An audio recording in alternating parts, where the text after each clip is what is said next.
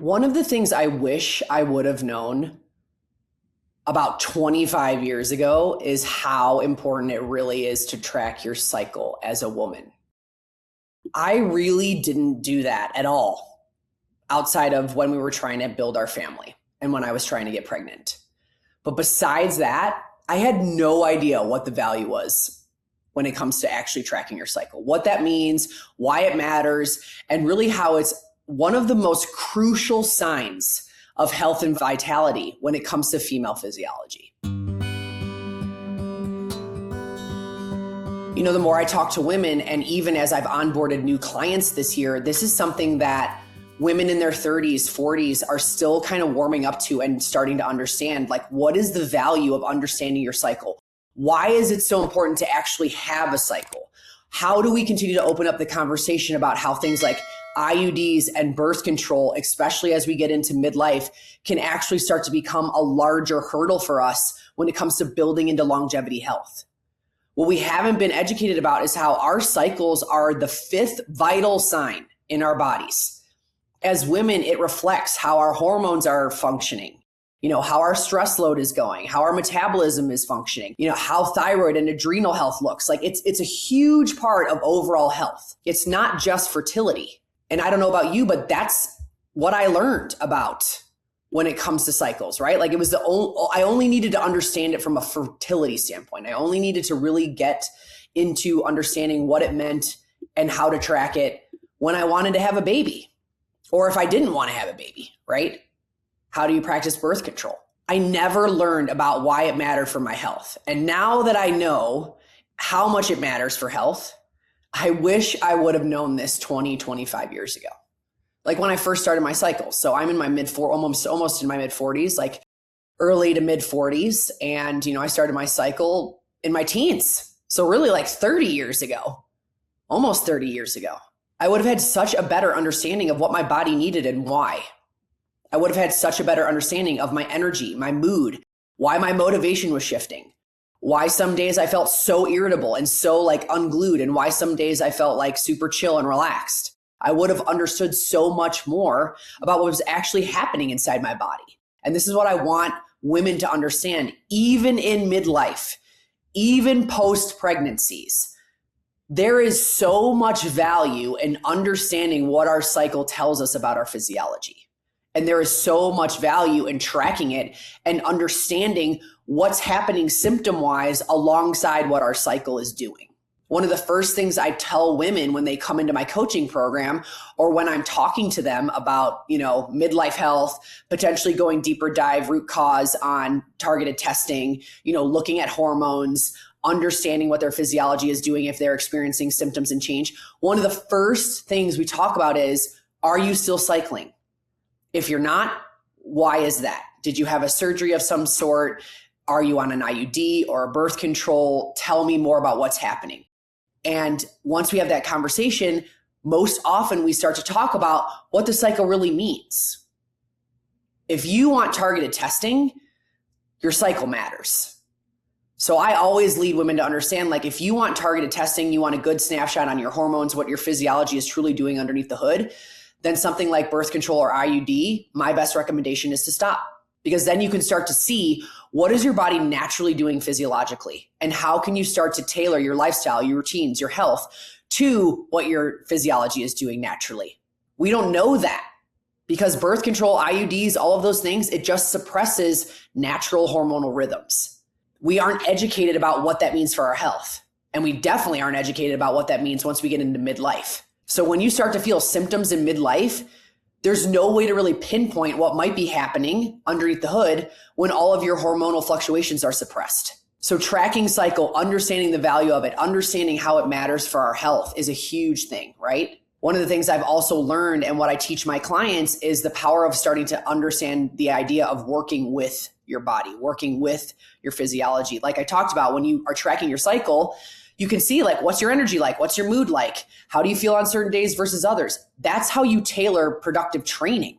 It doesn't have to be perfect, but it can help you understand, like, when you're in certain phases of your cycle and your energy is terrible, you shouldn't be going balls to the wall on a workout just because a calendar or a class tells you that's what you should be doing. This is so important for women to understand, and we haven't been empowered enough to really lean into this knowledge and get educated about why it matters for our vitality. And so this idea of working with your physiology, once you start to practice it, it starts to change everything. You feel so much better, so much less stressed. You're able to start to maximize your energy, and you stop like fighting against this idea of your own cyclical energy. We are cyclical as women. Our bodies, our brains, our hormones, everything is different every single day. And so we can get a lot more context with what's happening inside of our bodies when we're tracking and paying attention. You know, things like weight fluctuations, sleep fluctuations, nervous system fluctuations, right? Anxiety, all of that changes with our hormones. All of that changes with our physiology. And so again, tracking the cycle helps you pinpoint, when do I feel more anxious? When do I feel like my weight is fluctuating? When do I feel like I'm moodier? When do I feel like I'm calmer? When do I feel like I'm most focused? There are certain strategic times in the cycle when we really do feel differently, especially mentally. And this is one of the most profound things I've learned in my own journey and what I empower my coaching clients to understand. When you can lean into this, you stop internalizing and beating yourself up about this idea of, I can't do this today, or I don't feel like doing this today, or I don't feel as productive, I don't feel as disciplined, I don't feel as focused. There are physiological reasons to that underneath the hood. Now, we'll get back to our conversation shortly after this message. If you are an overwhelmed and completely confused mom who just wants a simplified, easy to follow, and understandable plan when it comes to their health and wellness journey, then you're in the right place. As a wellness coach, I focus most on empowering women to follow a highly personalized and bio-individual plan that actually gets you results and that feels sustainable for your longevity. I'd love to invite you to set up a free coaching call to talk about your health and wellness journey. Head to erinshreer.com/coaching to set up your call today. Again, that URL is erinshreer.com/coaching to set up your call. And to make it even easier, head to the show notes of this podcast and click free coaching session to set up your call ASAP. Now let's dive back into the conversation. At the same time, I don't want to normalize the depth of those things, because that's been the biggest disservice inside of women's health, is we've normalized how intense some of these symptoms can feel.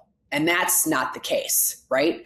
While yes, we are going to feel different day to day because we have hormonal fluctuations as women, there is a threshold as far as how intense and how prolonged symptoms should be. So as I've said, tracking the cycle can be so powerful because this gives you a window into what's actually happening, how often, and how intense is it. I've talked a lot about my personal journey, and I'll kind of share a little bit more here.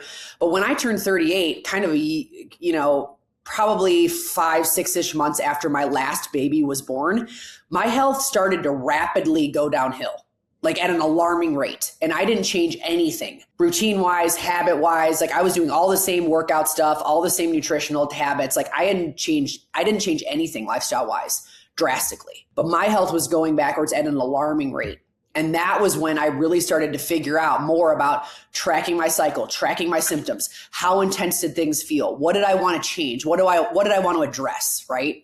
And I think that can be incredibly powerful for women, and we're not empowered enough to do that. So what I learned as I started to track was how debilitating my mental health symptoms were. My anxiety had me like feeling crippled to the point where I wanted to stay home all the time.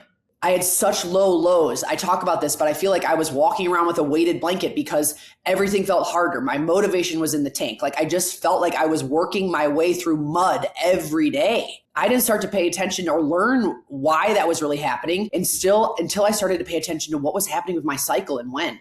When were the moments where those kinds of feelings felt even bigger, harder to manage? Because I kind of felt them all the time. I got to a point where I felt them all the time. But there were moments in my cycle where they felt even harder. And that was the data that I was able to start to take to my coaches and my practitioners and my doctors to help them understand what I was experiencing so they could start to guide me on what I really needed. You know, things like PMS, PMDD, perimenopause patterns, all of those things can be so much better explained, identified, and understood when we're tracking what's going on with the cycle. This is how you build trust and a deeper sense of self-awareness.